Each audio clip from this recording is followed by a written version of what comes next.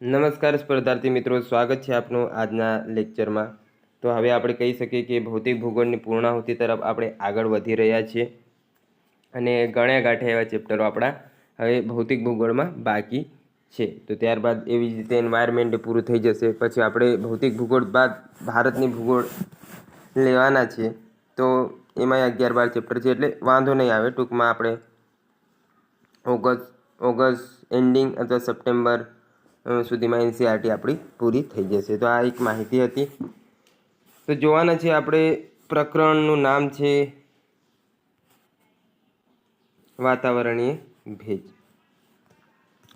તો એમાં જોઈએ આપણે આગળ। તો વાતાવરણીય ભેજમાં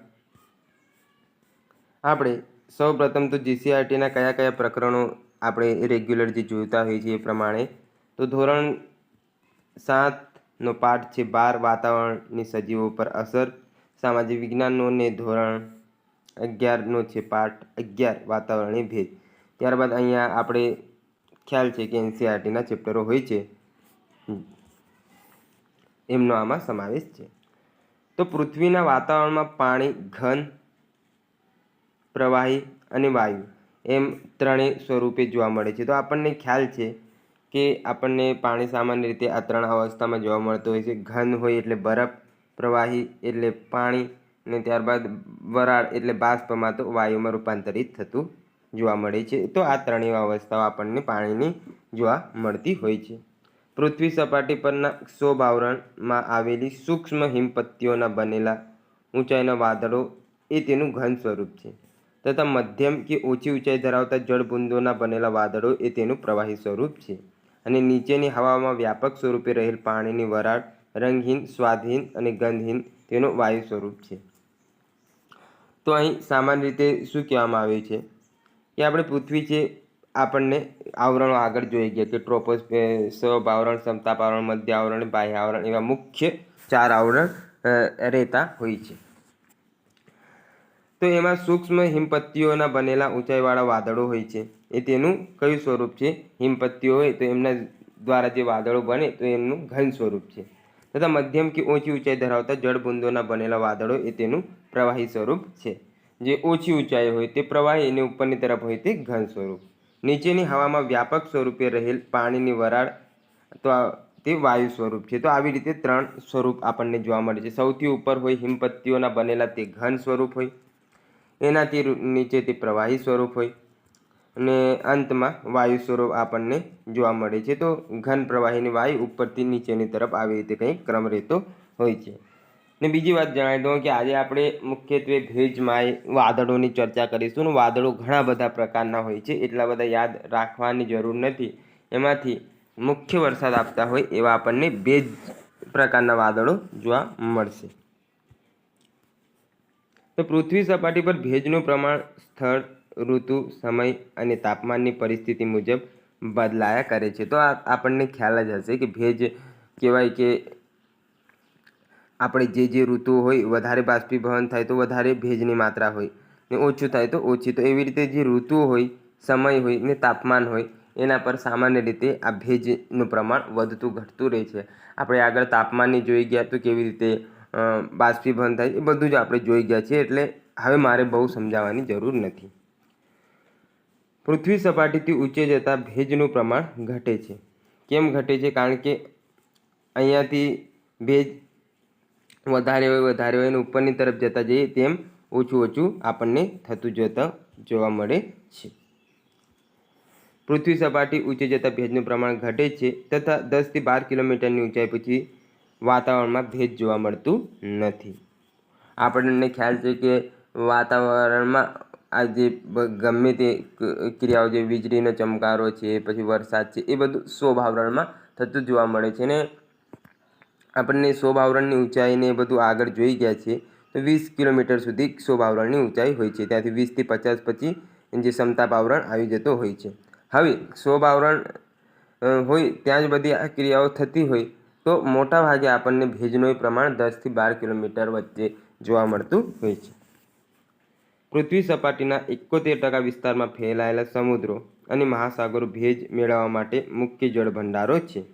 આ ઉપરાંત નદીઓ છે, સરોવર અને આર્દ્રભૂમિ વિસ્તારો અન્ય જળભંડારો છે.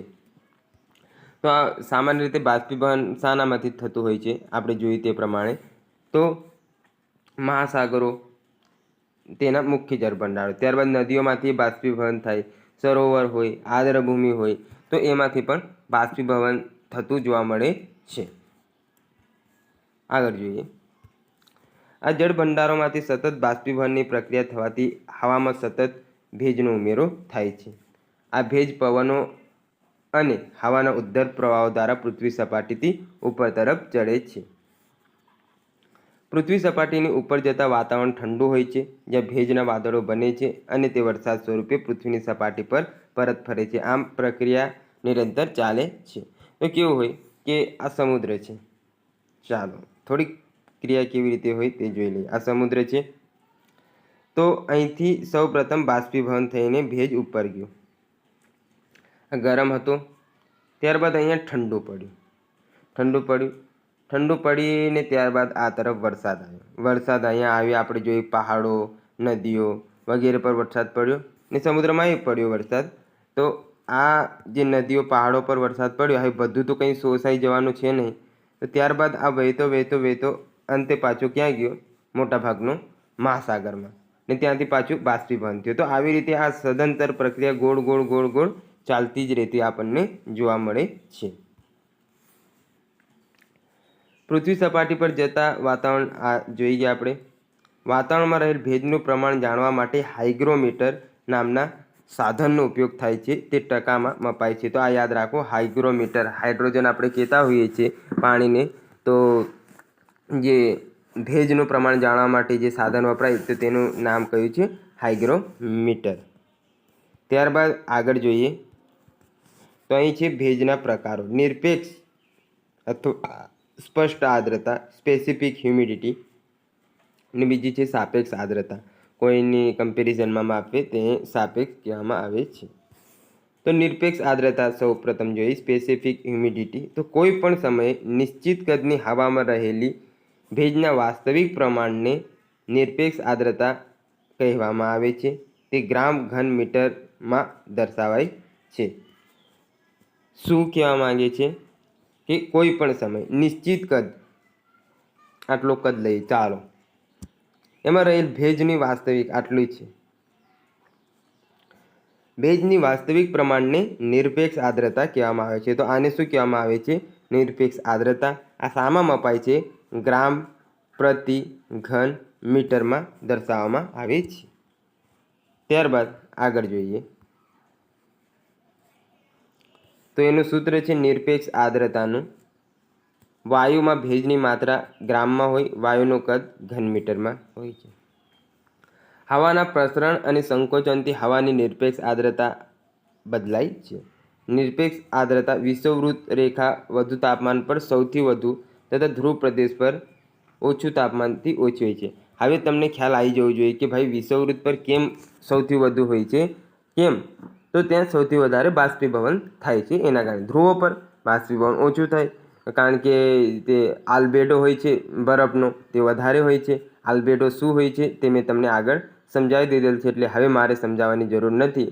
તો આલ્બેડો બરફનો વધારે હોય છે, તેના કારણે ત્યાં બાષ્પીભવન ઓછું થાય છે. ટૂંકમાં વિષુવવૃત્તથી ધ્રુવો તરફ જતા ભેજની નિરપેક્ષ આર્દ્રતા ઘટતી જાય છે, એવું તમે યાદ રાખી શકો. આવી જ રીતે પ્રશ્નો તમને પૂછાશે, સમજીને જવાબ આપશો તો વાંધો નહીં આવે. સમુદ્ર સપાટી પર વધારે હોય છે તથા સમુદ્રથી અંતર વધતા તેમાં ઘટાડો થાય છે. શિયાળા કરતાં ઉનાળામાં વધારે હોય છે, તેવી રીતે રાત્રિ કરતાં દિવસે વધારે હોય છે. હવે આનું સ્પષ્ટ કારણ તમે કહી શકો કે શિયાળા કરતાં ઉનાળામાં કેમ વધારે હોય ભાઈ? તો ઉનાળામાં બાષ્પીભવનનું પ્રમાણ વધારે હોય, રાત્રિ કરતાં દિવસે કેમ? દિવસે તડકો રહે, એના કારણે નિરપેક્ષ આર્દ્રતા વધુ હોય છે. સમુદ્રની સપાટી પર વધારે હોય તથા સમુદ્રથી અંતર વધતા તેમાં ઘટાડો થાય છે. સમુદ્ર છે એની સપાટી પર સામાન્ય રીતે વધારે જ હોવાની, કેમ? કારણ કે ત્યાંથી તો બાષ્પીભવન થાય છે. દૂર જતા જઈએ તેમ ઘટતી જાય છે. શિયાળા કરતાં ઉનાળામાં વધારે હોય છે, તેવી જ રીતે રાત્રિ કરતાં દિવસે પણ વધારે હોય છે. હવાના પ્રસરણ અને સંકોચનથી થતા ફેરફાર પર વરસાદની સંભાવના રહેલી છે. એર કન્ડિશનરમાં હવાનો ભેજ નિરપેક્ષ આર્દ્રતામાં દર્શાવવામાં આવતું હોય છે. આપણે જે એસી વાપરીએ છીએ એમાં કેવું હોય કે જે ભેજ હોય તેને નિરપેક્ષ આર્દ્રતામાં દર્શાવવામાં આવતું હોય છે. કેવી રીતે? તો આપણે જેમ જેમ ટેમ્પરેચર કે ઠંડુ થતું જાય તેમ તેમ નિરપેક્ષ આર્દ્રતા વધતી જતી જોવા મળે છે. ત્યારબાદ આગળ જોઈએ તો એ છે સાપેક્ષ આર્દ્રતા, રિલેટિવ હ્યુમિડિટી. નિશ્ચિત તાપમાને નિશ્ચિત કદની હવામાં રહેલ ભેજ અને તે જ હવાની ભેજ ધારણ કરવાની ક્ષમતાના ગુણોત્તરને સાપેક્ષ આર્દ્રતા કહે છે. આર્દ્રતાને ટકાવારીમાં માપવામાં આવે છે. તો હવે ભેજ તો છે, પણ હવે કેટલી એ ભેજ ગ્રહણ કરી શકવાની એમાં સંભાવના રહેલી છે એને સાપેક્ષ આર્દ્રતા કહેવામાં આવે છે. એટલે આટલું ભેજ તે ગ્રહણ કરી શકે તેને સાપેક્ષ આર્દ્રતા કહેવામાં આવે છે. ધારો કે 100 ગ્રામનું પાણી આપણે ભરવાનો એક મગ છે. હવે આપણે 70 ગ્રામ ભરી દીધું. હવે કેટલું બાકી રહ્યું? 30. તો આ 30 ગ્રામ ભરવાની આમાં કેપેસિટી રહેલી છે. તો આને શું કહેવાય છે? સાપેક્ષ આર્દ્રતા. ને આને 70% ભરાયેલ છે તેને શું કહેવાય? નિરપેક્ષ આર્દ્રતા. તમારે એ યાદ રાખી લેવાનું.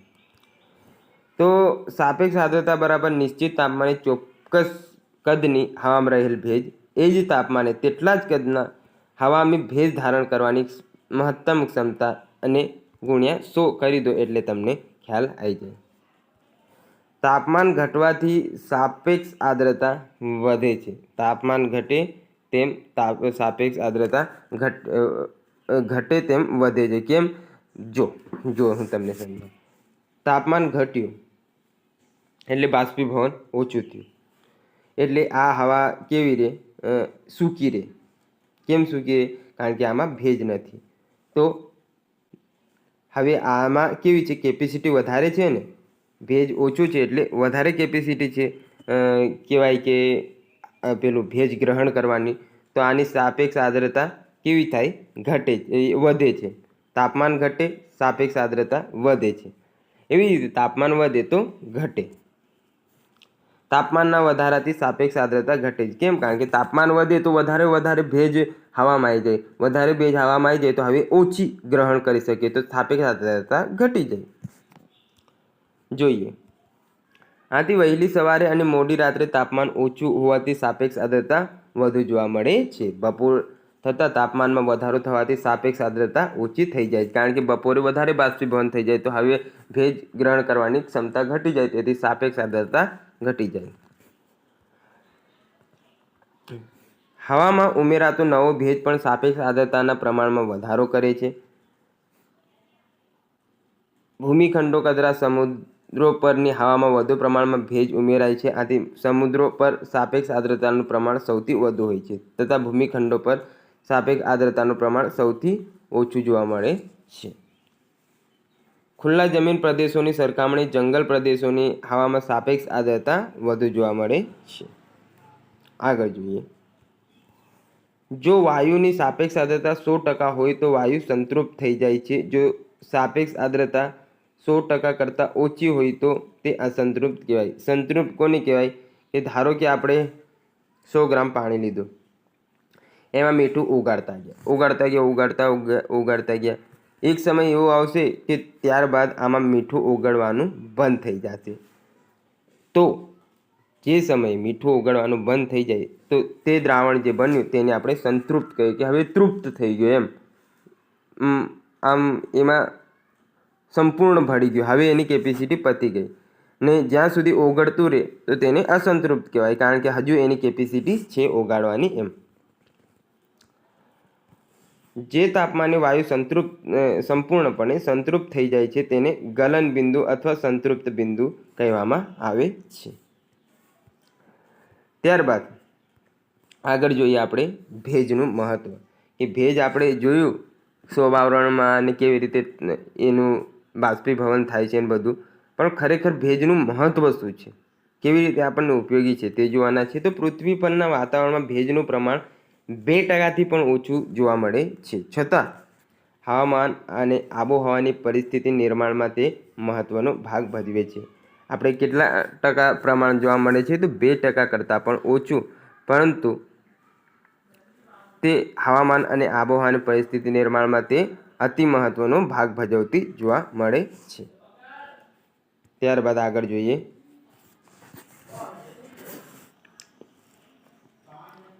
ભેજમાં રહેલી ગુપ્ત ઉર્જાનું ઘનીભવન થતાં ભેજ વાતાવરણમાં મુક્ત થાય છે, જે તાપમાનમાં વધારો કરી વાતાવરણમાં અસ્થિરતા પેદા કરે છે. હવે ત્યારબાદ આપણે આગળની તરફ જોઈએ તો પૃથ્વી અને વાતાવરણને ગરમ કરવામાં તેમજ ઠંડો પાડવામાં હવામાં રહેલ ભેજનો વિશેષ ફાળો છે. ભેજ સૂર્યની ગરમીનું શોષણ કરે છે અને પૃથ્વી પરનું ગરમીનું નિયમન કરે છે. તો સામાન્ય રીતે શું થાય કે જે સૂર્યમાંથી કિરણો આવતા હોય છે તેમનું ભેજ દ્વારા શોષણ થઈ જાય તો આપણને જે ગરમી મળે એ નિયમ એટલે કે માપસર મળે છે. જો ભેજ દ્વારા શોષણ ના થાય તો વધુ પ્રમાણ થઈ જાય છે ગરમીનું. વાતાવરણમાં રહેલો ભેજ પૃથ્વી પરના સમગ્ર જીવસૃષ્ટિ માટે મહત્વનો છે અને આ ભેજ સમગ્ર જીવસૃષ્ટિને પાણી અને હવામાં રહેલા ભેજનું ઘનીભવન અને વરસાદ થવાથી મળી રહે છે. ત્યારબાદ જ્યારે હવામાં પાણીની વરાળ વધુ પડતી હોય ત્યારે તેને ભેજવાળા દિવસો કહીએ છીએ. જેમ જેમ હવા ગરમ થાય છે તેમ તેમ તેની પાણીની વરાળ સંગ્રહ કરવાની ક્ષમતા વધે છે, તે ભેજયુક્ત બને છે. જોઈએ હવે આ થોડુંક સમજવા જેવું છે. તો જોઈએ, જ્યારે હવામાં પાણીની વરાળ વધુ પડતી હોય ત્યારે તેને ભેજવાળા દિવસો કહેવામાં આવે છે. કેવી રીતે? તો હવામાં પાણીની વરાળ એટલે બાષ્પીભવન થઈને વધારે પડતી વરાળ હોય તો તે એમાં ભેજનું પ્રમાણ વધારે હોઈ જાય તો એને આપણે કયા દિવસો કહીએ છીએ? ભેજવાળા દિવસો કહીએ છીએ. જેમ જેમ હવા ગરમ થાય તેમ તેમ તેની પાણીની વરાળ સંગ્રહ કરવાની ક્ષમતા વધે છે અને તે ભેજયુક્ત બને છે. વધારે ગરમ થાય તો વિસ્તરણ પામે અને ત્યારબાદ વધારે પ્રમાણમાં આપણને ભેજ ગ્રહણ થઈ જતું જોવા મળે છે. વાતાવરણમાં ભેજના કારણે વિક્ષોભ અને ચક્રવાત ઉદ્ભવે છે.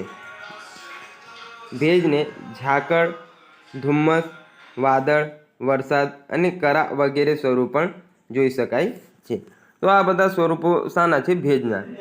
વાતાવરણમાં ભેજના કારણે વિક્ષોભ અને ચક્રવાત ઉદ્ભવે છે અને તેને આપણે ઝાકળ હોય, ધુમ્મસ હોય, વાદળ હોય, વરસાદ હોય, કરા વગેરે સ્વરૂપે જોઈ શકીએ છીએ. હવે આપણે જોવાના છે બાષ્પીભવન અને ઘનીભવન, ઇવપોરેશન એન્ડ કન્ડન્સેશન. તો સૌપ્રથમ જોવાના છે બાષ્પીભવન, ઇવપોરેશન. પાણીમાંથી બાષ્પ વરાળ બનવાની પ્રક્રિયાને શું કહેવામાં આવે છે? બાષ્પીભવન. આપણે સામાન્ય રીતે આગળ જોઈ ગયા કે પાણી હોય સમુદ્રમાં, નદીમાં, કૂવામાં, ખાડીમાં, ગમે ત્યાં પાણી હોય તેની બાષ્પ સ્વરૂપે થઈને ઉપર પાછો ઠરે તો તે ક્રિયાને શું કહેવામાં આવે છે? બાષ્પીભવન કહેવામાં આવે છે. જે તાપમાને જળ વાયુમાં પરિવર્તિત થવાની શરૂઆત થાય છે તેને બાષ્પીભવનની ગુપ્ત ઉષ્મા કહે છે. હવે ડાયરેક્ટ તો કંઈ પાણી ઉડી નહીં જવાનું, પણ અમુક તાપમાન હોય તે તાપમાને જ જે પાણી હોય તે ઉપરની તરફ બાષ્પ સ્વરૂપે ઉડવા લાગે છે. તો જે તાપમાને આ બાષ્પ બનવાની શરૂઆત થાય તો તેને શું કહેવામાં આવે છે? ગુપ્ત ઉષ્મા કહેવામાં આવે છે. જે બાષ્પીભવનની ગુપ્ત ઉષ્મા તરીકે તેને ઓળખવામાં આવે છે. બાષ્પીભવનની ક્રિયા જ્યાં સુધી હવા સંતૃપ્ત એટલે જ્યાં સુધી હવામાં ભેજ સમાવવાની ક્ષમતા ન થાય ત્યાં સુધી ચાલુ રહે છે. આપણે આગળ જોઈ ગયું કે સંતૃપ્ત એટલે જ્યાં સુધી એની તૃપ્તિ ના ઓલવાય ત્યાં સુધી બાષ્પીભવનની ક્રિયા સદંતર ચાલુ રહેતી જોવા મળે છે. તાપમાન વધે તેમ બાષ્પીભવનની ક્રિયા ઝડપી બને અને વાતાવરણમાં ભેજ પણ વધુ ઉમેરાતો જાય છે. તાપમાન વધે તો ઝડપથી સમુદ્ર, ખાડી ગમે તે હોય તે ગરમ થાય ને ગરમ થાય એટલે વરાળ વધારે પ્રમાણમાં ઉપરની તરફ ચડે છે અને બાષ્પીભવન વધુ થતો જોવા મળે છે. બાષ્પીભવનની તીવ્રતાનો આધાર મુખ્યત્વે પવનની ગતિ, કઈ તરફ ગતિ કરે છે પવન તેના પર આધાર રાખે. તાપમાન તો વધારે ટેમ્પરેચર હોય તો વધારે બાષ્પીભવન થાય. હવાની શુષ્કતા પર રહેલો છે. શુષ્કતા એટલે કે હવા જો વધારે પડતી શુષ્ક હોય તો બાષ્પીભવન એટલે જે ભેજ હોય તેને ગ્રહણ કરવાની ક્ષમતા તેની વધી જતી જોવા મળે છે. ગરમ અને સૂકી હવામાં ભેજ ધારણ કરવાની ક્ષમતા વધુ જોવા મળે છે. જે મેં તમને હાલ જ કીધું, જો હવા સૂકી હોય, ગરમ હોય તો વધારે. હવે પવનની દિશા, ગતિ અથવા દિશા કેવી રીતે આમાં નિશ્ચિત ભાગ ભજવે છે. તો જો સૂકા પવનો હોય તો તે બાષ્પીભવનમાં વધારો કરતા જોવા મળે છે. તો આ રીતે કંઈક ભાગ ભજવે છે પવનોની ગતિ પર. જળ ભંડારોની ઉપલી સપાટી પર થઈને વહેતા પવનો ભેજને સાથે લઈને આગળ વધે છે. આમ પવન બાષ્પીભવનની તીવ્રતામાં વધારો કરે છે. જેમ કે વિષુવવૃત્તીય પ્રદેશોમાં ધ્રુવ પ્રદેશો કરતાં વધારે બાષ્પીભવન થાય છે, એવી જ રીતે ઉનાળા કરતાં શિયાળાની ઋતુમાં બાષ્પીભવન ઓછું થાય છે. તો આવી રીતે તાપમાન ભાગ ભજવે છે. વિષુવવૃત્ત પર વધુ તાપમાન હોય, આલ્બેડો એનો ઓછો હોય. ધ્રુવો પર વધુ તાપમાન ના હોય, આલ્બેડો એનું વધુ હોય. તો ત્યાંથી તો આ ઘણીવાર મેં કહી દીધું છે, હવે મારે કહેવાની જરૂર નથી. આગળ જોઈએ ઘનીભવન અને તેના સ્વરૂપો. કન્ડન્સેશન એન્ડ ઇટ્સ ફોર્મ.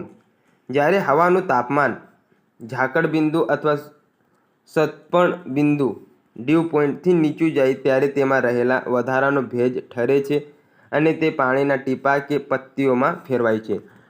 ઉપર જે બાષ્પ ગઈ, હવે તે ધીમે ધીમે ઠરવા લાગે ને આપણને વાદળો સ્વરૂપે જોવા મળે છે. આ પ્રક્રિયાને ઘનીભવન અથવા ઠરીકરણ અથવા સંઘનન કહેવામાં આવે છે.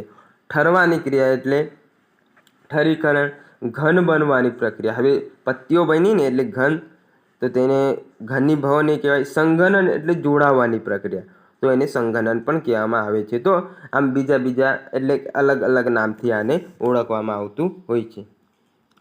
જ્યારે હવા બરાબર ઠંડી થાય છે અને તેનું તાપમાન ઝાકળ બિંદુથી નીચું જાય ત્યારે ઘનીભવનની ક્રિયા થતી જોવા મળે છે. હવે હવા બરાબર ઠંડી થઈ ગઈ એટલે શું થશે કે બરફ જેવી બનવા લાગશે. બરફ એટલે હિમપત્તીઓ સૌપ્રથમ બનશે. એવું તો છે ને કે પથ્થરો ને પથ્થરો બરફના બની જાય, હિમપત્તીઓ બનશે. તો અહીં જ્યારે ઝાકળ બિંદુથી નીચું જાય છે ને હવા બરાબર ઠંડી થાય છે ત્યારે ઘનીભવનની શરૂઆત થતી જોવા મળે છે. ઘનીભવન થવાની ક્રિયા એ વાયુ, સાપેક્ષ આર્દ્રતા અને ઠંડા થવાના દર પર આધાર રાખે છે. આ ઉપરાંત ઘનીભવન હવાનું કદ, તાપમાન અને દબાણ પર આધાર રાખે છે. તાપમાન કેવું છે, હવાનું કદ કેવી રીતે છે, તો એ બધું ઘનીભવન થવામાં મુખ્ય ભાગ ભજવતા હોય છે. હવાના તાપમાનની બદલાતી પરિસ્થિતિ મુજબ ઘનીભવનના વિવિધ સ્વરૂપો તૈયાર થાય છે. જેમાં ઝાકળ બને, હિમ, ધુમ્મસ આપણે જોતા હોઈએ છીએ સવારના પોરમાં અમુકવાર શિયાળામાં આવી જતો હોય છે. વાદળો હોય છે, અલગ અલગ પ્રકારના હોય છે તે વાદળો. ત્યારબાદ વરસાદ આધારિત. તો આ બધા તાપમાનના ફેરફારના આધારે આ બધું જે હોય છે ભેજ, હિમ, એ બધું બનતું હોય છે, જે સમગ્ર જીવસૃષ્ટિ પર પ્રત્યક્ષ અને પરોક્ષ રીતે અસર કરતા જોવા મળે છે. ઘનીભવનના વિવિધ સ્વરૂપો નીચે મુજબ છે. ઝાકળ, હિમ, ધુમ્મસ અને વાદળો. તો સૌ પ્રથમ આપણે જોઈએ ઝાકળ. ડ્યુ આપણે જોતા હોઈએ છીએ ક્યાં, તો મેચ ચાલતી હોય છે તે દરમિયાન ડ્યુ ફેક્ટર ને એવું બધું કહેતો હોય કે ડ્યુ વધારે છે, તો એ બધું ઝાકળ કહે છે. તો પૃથ્વીની સપાટીની નજીકની જે હવામાં રહેલો ભેજ, ઘાસ, પથ્થર, ધાતુ વગેરે જેવા ઠંડો ભાગો પર નાના પાણીના ટીપા રૂપે જોવા મળે તેને ઝાકળ અથવા અંગ્રેજીમાં ડ્યુ કહેવામાં આવે છે. આપણે સવારમાં મેદાનમાં જઈએ અથવા કોઈ જગ્યાએ તમે ચાલવા નીકળો તો જે પત્તીઓ હોય એમના પર પાણીની નાની નાની બૂંદો અથવા ટીપાઓ હોય છે, તો તેને તમે ઝાકળ કહી શકો છો. જમીન વિસ્તારો રાત્રિના સમયે ઝડપથી ઠંડા થાય છે ત્યારે તેના સંપર્કમાં રહેલી હવા ઠંડી પણ જે હવા હોય છે તે પણ ઠંડી થાય છે. આમ ઠંડી થયેલી હવાનું તાપમાન ઝાકળ બિંદુથી નીચું જાય તો હવામાં રહેલો ભેજ પૃથ્વી સપાટીના ઘન પદાર્થો પર પાણીના ટીપા એટલે કે ઝાકળ સ્વરૂપે નિર્માણ પામે છે. ઝાકળનું ગલનબિંદુ હિમથી વધારે હોય છે, તો યાદ રાખવું, હિમ કરતાં એનું ગલનબિંદુ તે વધારે હોય છે. ઝાકળના નિર્માણ માટે શું જરૂરી છે? સ્વચ્છ આકાશ હોવું જોઈએ, હવા શાંત હોવી જોઈએ. જો હવા શાંત ના હોય તો આમ તેમ ઝાકળ ઉડી જાય છે. ઊંચી સાપેક્ષ આર્દ્રતા હોવી જોઈએ. એટલે કે ભેજ ગ્રહણ કરવાની ક્ષમતા વધુ હોવી જોઈએ.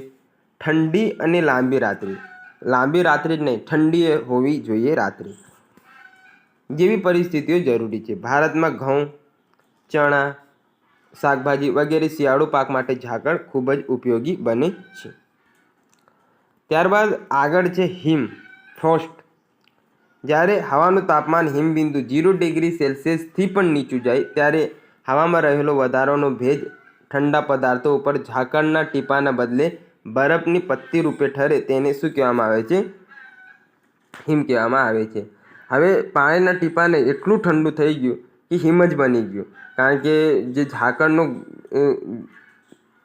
જે તાપમાન હોય છે તે આના કરતાં સહેજ ઊંચું હોય છે, હિમનું નીચું હોય છે. તો હવે ડાયરેક્ટ બરફ સ્વરૂપે ત્યાં પડે છે. ભારત જેવા મોસમી આબોહવા ધરાવતા દેશોમાં શિયાળામાં હિમ પડે છે, જે જીરું, ઈસબગુલ, વરિયાળી, તમાકુ, કપાસ વગેરે પાકો માટે ખૂબ નુકસાનદાયક છે. તો શિયાળામાં સામાન્ય રીતે અમુકવાર હિમ પડતું જોવા મળે છે. જે દેશો કહેવાય કે ધ્રુવો તરફ આવેલા છે તેમનામાં તો આ સામાન્ય રીતે જોવા મળતું હોય છે, પરંતુ આપણે મોસમી પ્રદેશ છે, કર્કવૃત્તિ નીચે છે, એટલે આપણે તાપમાન મેન્ટેન રહેલું હોવાના કારણે બહુ મોટા પ્રમાણમાં હિમ પડતું જોવા મળતું નથી. હિમાલય પ્રદેશમાં કર્કવૃત્તિ ઉપર હોવાના કારણે ત્યાં વધારે પડતું હિમ જોવા મળે છે. ત્યારબાદ આગળ જોઈએ તો છે ધુમ્મસ, ફોગ. જ્યારે ભેજનું ઘનીભવન થાય ત્યારે તેના જલકણો કે હિમકણો હવામાં લાંબા સમય સુધી તરતા રહે છે અને વાદળ જેવા દેખાય છે. આમ ધુમ્મસ એ એક પ્રકારનું વાદળ જ છે. ધુમ્મસને તમે વાદળ જ કહી શકો છો. એ એક પ્રકારનું વાદળ જ છે જેમાં સંઘનન પૃથ્વી સપાટીથી બિલકુલ નજીકમાં થાય છે. તે મોટે ભાગે કોઈ વિસ્તાર પર સ્થિર રહેલું હોય છે.